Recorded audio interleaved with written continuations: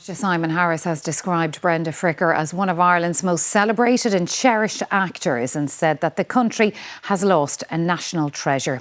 Jim Sheridan, who directed My Left Foot, described her as being vibrant and full of life and said she took no prisoners. The Lord Mayor of Dublin has opened a book of condolences for the late actress, who had been due to receive the freedom of the city of Dublin before her death. Many Oscar winners settle in Hollywood. Brenda Fricker chose Dublin's Liberties, a place where she was well known and well loved.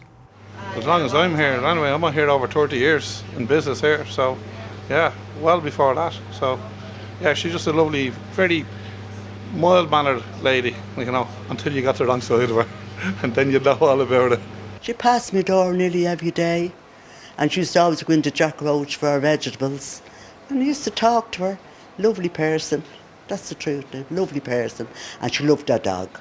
A regular at the local hair salon till ill health meant she got her hair cut at home. And yes, those stories about the Oscar were true. I seen it, I said, Brenda, is that what I think it is? And it was holding the door open. It's like a door stopper, or Oscar. Yeah. She appreciated the local cuisine, and visiting stars were looked after with fine wines and a fish supper. She'd have some celebrities coming over from England, and she'd have her bottles of champagne, the real good stuff, with fish and chips. So obviously it goes, well, champagne doesn't just go with all the high-class stuff.